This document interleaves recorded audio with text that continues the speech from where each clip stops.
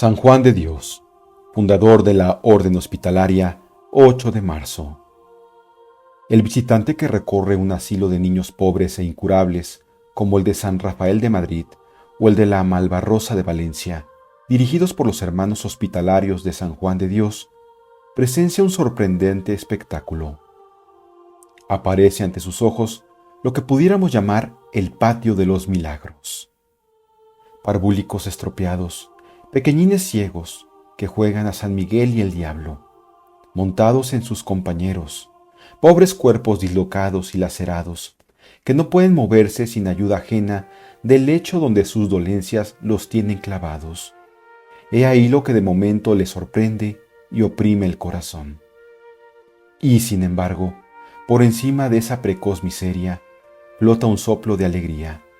La veréis en esos juegos para los que no son obstáculo ni la ceguera ni la parálisis. Adviértese limpieza en la persona y en los vestidos de esos pequeñuelos. Los vendajes que llevan declaran el esmero con que se los cuida y renueva. Resplandece por doquier la mayor pulcritud. ¿Cuál es la causa de ese milagro? ¿Qué providencia meticulosa ha derramado su calor benéfico en ese refugio del sufrimiento inocente? Esa es obra de los hermanos hospitalarios de San Juan de Dios y de su popularísimo fundador, cuya vida vamos a bosquejar. Infancia, pastor y soldado. Nació Juan el 8 de marzo de 1495 en Montemayor, pequeña ciudad de la diócesis de Évora, en Portugal. Eran sus padres de condición humilde, pero de todos estimados. Tendría 8 años cuando oyó el relato que cierto viajero hacía de las maravillas de Madrid. Entusiasmaron al muchacho las palabras del viajero y sin decir nada a sus padres, partió en compañía del desconocido en dirección a la capital del reino. Cuantas pesquisas se hicieron para averiguar el paradero del precoz aventurero resultaron inútiles. Su desgraciada madre murió de pena a los 20 días y su padre buscó lenitivo a tan hondo pesar en un convento de religiosos franciscanos, donde terminó sus días en olor de santidad. Abandonado el pobre Juan por su compañero en las cercanías de Oropesa, tuvo la suerte de ser recogido por un labrador rico que le confió la guarda del rebaño. Cumplió también este y otros encargos que le encomendó su amo, que mereció su confianza y cariño. Le nombró mayoral y le ofreció la mano de su hija, pero Juan, creyéndose indigno de tal felicidad por la falta cometida abandonando a sus padres, se separó de aquel, su segundo padre. Tenía a la sazón 22 años. Alistóse entonces en los ejércitos de Carlos V, en la compañía enviada por el conde de Oropesa para combatir contra los franceses en Fuenterrabía. Más tarde fue también a luchar contra los turcos en Hungría. 1522. Conservóse bueno durante algún tiempo, a pesar de los malos ejemplos e incitaciones de sus camaradas. Pero el respeto humano y el haber descuidado sus prácticas piadosas debilitaron su voluntad y sucumbió a las tentaciones. Un accidente le abrió los ojos.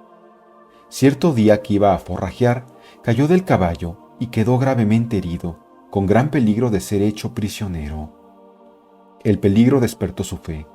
Se acordó de la Virgen y acudió a ella con confianza y humildad.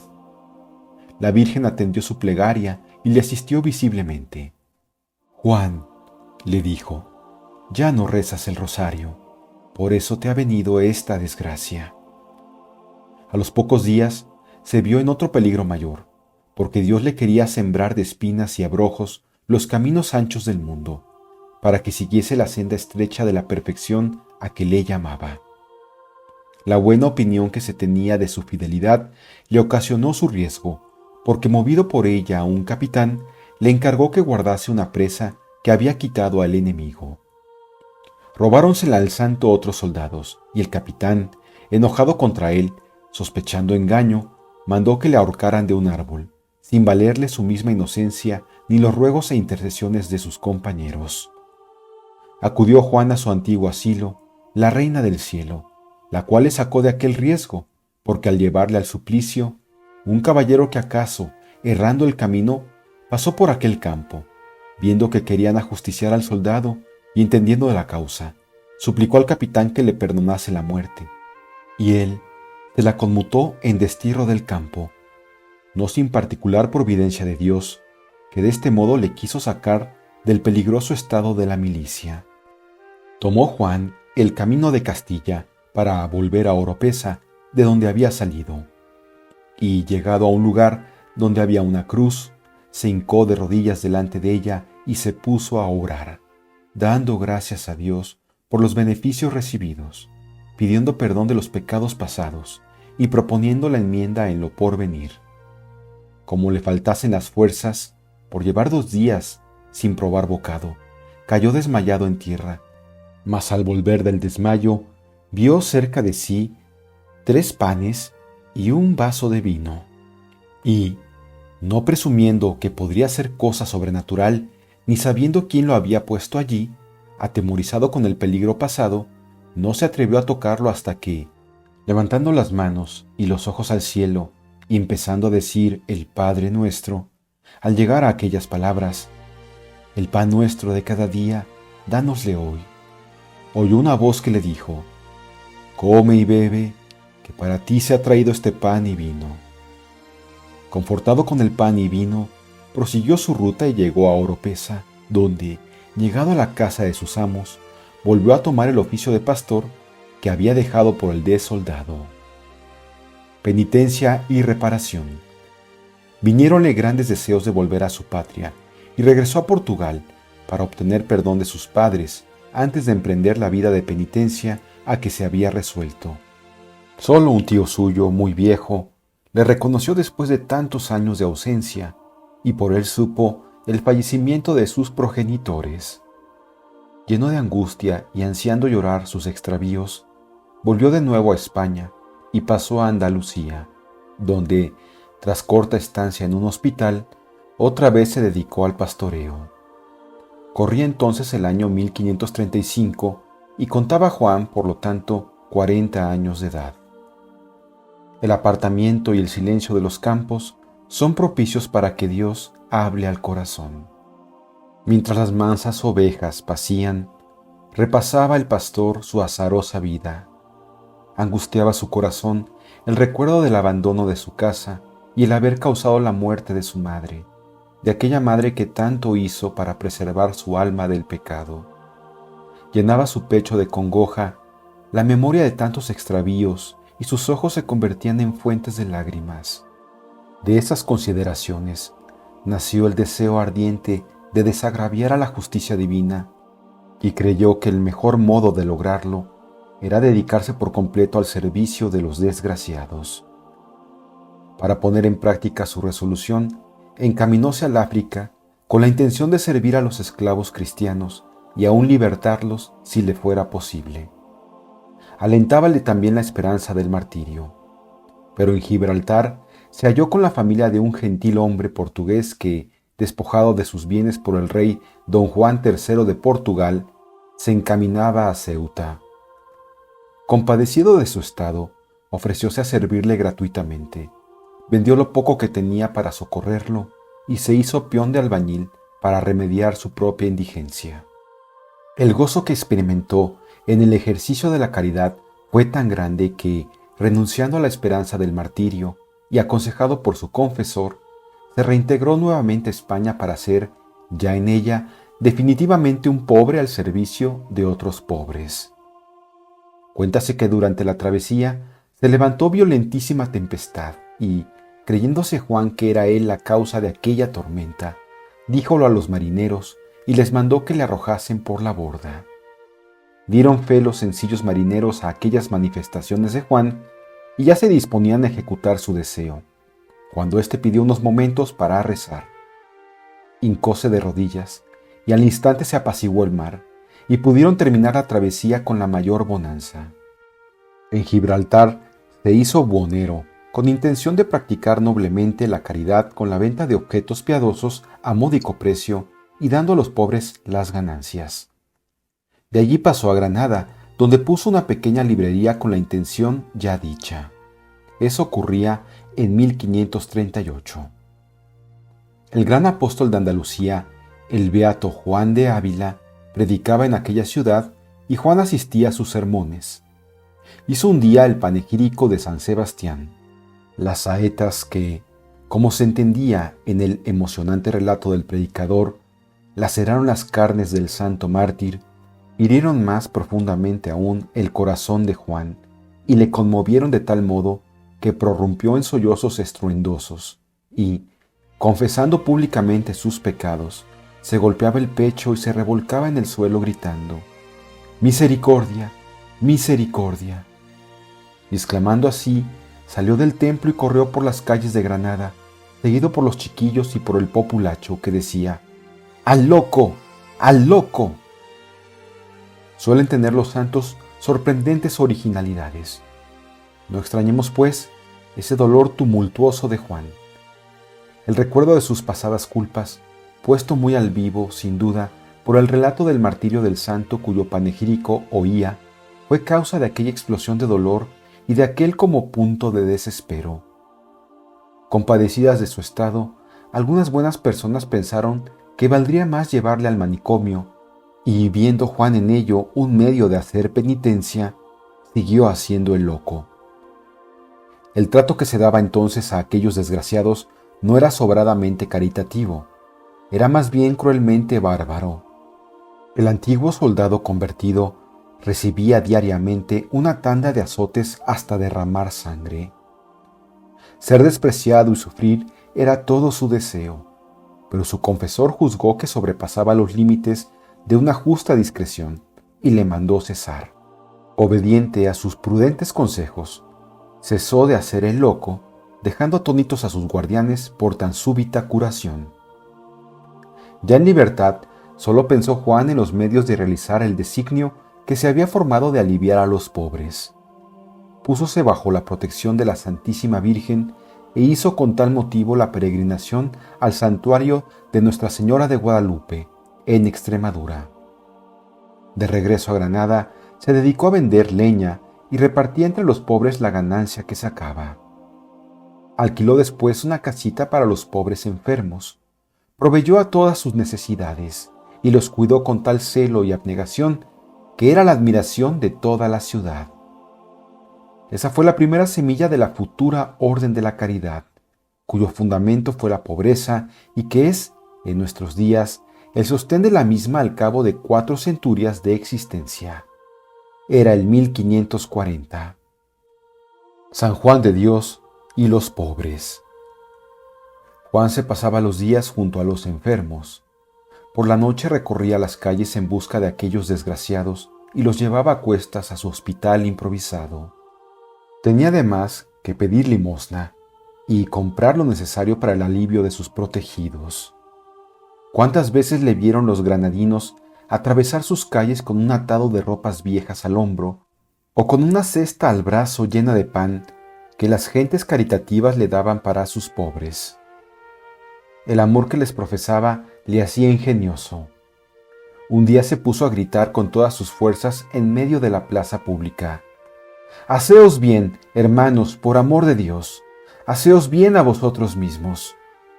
Todos le entendieron y llovieron limosnas en abundancia. El obispo de Tuy, que era presidente de la Audiencia de Granada, le apreciaba extraordinariamente. Un día le dijo: «Te llamarás en adelante Juan de Dios». Y así fue. Quiso también que llevase un hábito religioso, aunque Juan no había tenido idea de fundar una orden religiosa. La que lleva su nombre no se constituyó hasta después de su muerte. Cierto día, sin saber cómo, se produjo un violento incendio en el hospital. Desafiando las llamas avivadas por el viento, Juan salvó uno tras otro a todos sus enfermos, transportándolos al lugar seguro. No satisfecho con ello, quiso salvar también muebles y camas, arrojándolos por las ventanas.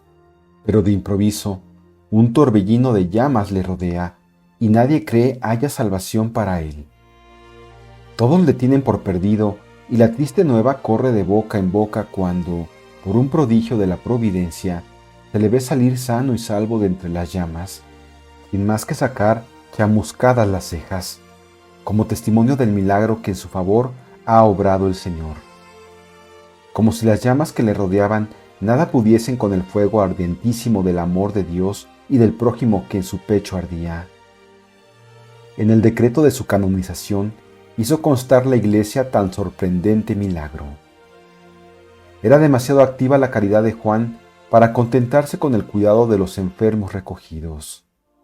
Socorría también a los obreros parados, a los estudiantes sin recursos y aún a los monasterios necesitados, pero siempre con el secreto designio de llegar a las almas a través de los cuerpos. Tal es, en efecto, la ley fundamental que preside su obra. Las pobres gentes extraviadas eran objeto de cuidados especiales y muchísimas llegó a sacar del atolladero. Un día, una de esas desgraciadas mujeres le injurió al pasar llamándole santurrón, hipócrita y otras lindezas por el estilo. Juan le dio dinero y le dijo: «Toma, vete a gritar en la plaza pública todas esas injurias que me has dicho aquí». Tan feliz se sentía este hombre generoso que, superior a todos los oprobios como el apóstol, gozaba al ser despreciado por Jesucristo. Bien llevaba el nombre de Juan de Dios, que el obispo de Tuy le había dado. A esa inalterable paciencia unía el mayor desinterés. Citaremos un caso. En cierta ocasión halló al marqués de Tarifa, don Enrique, jugando con otros señores, y entre todos le dieron de limosna hasta 25 ducados. Por la tarde de aquel día se disfrazó el marqués, y fingiendo ser un gentil hombre desgraciado, acudió a Juan diciéndole: «Padre mío, vea mi triste situación. Me ha abandonado la fortuna, y de gran señor he quedado reducido a la triste situación de mendigo. Tenga la caridad de socorrerme». «No desconfíe de aquel que a nadie abandona», respondió Juan. «Aquí tiene lo que acaban de darme». Y le entregó los 25 ducados. Muy edificado de aquel acto de generosidad, refirió el marqués a sus amigos lo ocurrido, devolvió después la limosna al hombre de Dios y en adelante le socorrió en todas sus necesidades. Se le aparece nuestro Señor, su última enfermedad. Puede presumirse que el Señor no le escatimó pruebas ni tentaciones. Para animarle y confortarle, apareciósele Jesucristo en varias ocasiones. Mientras se hallaba un día rezando ante el crucifijo, presentósele el Señor en compañía de su Santísima Madre. Tenía la Virgen una corona de espinas en la mano y acercándosele, se la puso con cariño en la cabeza, diciéndole al mismo tiempo: «Juan, por las espinas y los sufrimientos, has de merecer la corona que mi Hijo te prepara en el cielo». Los dolores que entonces sintió fueron acerbísimos, pero abrazado en amor contestó: «Madre mía, vuestras espinas son mis rosas, y esos sufrimientos mi paraíso». En otra ocasión halló a un enfermo casi moribundo. Cargóselo a cuestas, lo llevó al hospital, lo acostó y le lavó los pies. Al ir a besárselos, vio con sorpresa que estaban taladrados como los de Jesucristo, y, levantando los ojos hacia el enfermo, reconoció en él a nuestro Señor que, complaciente, le miraba. Al cruzarse sus miradas con las de Juan, le dijo Jesús: «Juan, todo lo que haces a los pobres, a mí me lo haces. Sus llagas son mis llagas, y a mí me lavas los pies cuando a ellos se los lavas». 13 años de continuado y abnegado servicio a los pobres, con un régimen de vida agotador, con poca o mala alimentación de cebollas cocidas, con ayunos continuos y prolongadas vigilias, acabaron por rendir a aquel valiente atleta de la caridad. Acudió a visitarle la piadosa y compasiva dama doña Ana Osorio, y conoció al instante que estaba próximo a su fin. Hallábase el moribundo en lamentabilísimo estado, acostado sin desnudarse los hábitos, en una estrecha celda, cubierto solo con una capa vieja y teniendo por almohada la cesta en que recogía las limosnas y que había puesto en vez de la piedra que siempre había tenido. La caritativa señora hízole llevar a su casa para poder cuidarle. El moribundo pidió le leyesen la pasión de nuestro Señor Jesucristo escrita por San Juan. Cuando terminaron la lectura, suplicó acudiese uno de sus colaboradores llamado Antonio Martín para recomendarle todos sus protegidos, es decir, los enfermos, los pobres, las viudas y los huérfanos, y, satisfecho ese impulso de caridad, pidió que le dejasen solo. Entonces se levantó, se puso el hábito religioso y postrándose de rodillas, estuvo largo rato en oración. Acudieron a él al oírle exclamar: Jesús, Jesús, en tus manos encomiendo mi espíritu. Y de tal forma, con el crucifijo en las manos, expiró. Era el 8 de marzo de 1550. Sus funerales, según testimonio de un escritor contemporáneo, fueron un verdadero triunfo. Beatificóle Urbano VIII en 1630 y le canonizó a Alejandro VIII el 16 de octubre de 1670, pero la bula de su canonización fue promulgada por el Papa Inocencio XII el 15 de julio del siguiente año 1671.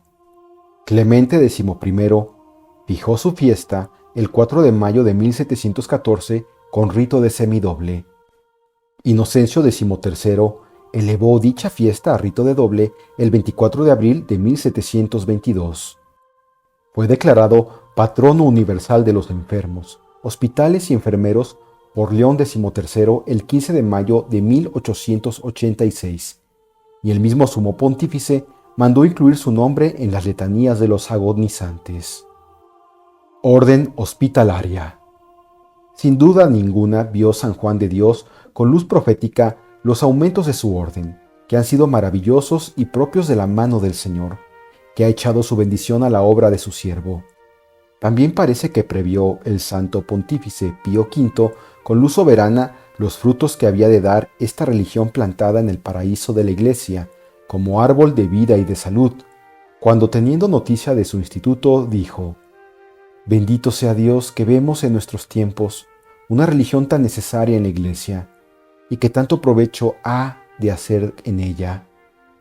Confirmóla por bula despachada el 1 de enero de 1572, dándole la regla de San Agustín y concediéndole muchos privilegios que han aprobado y confirmado después otros sumos pontífices.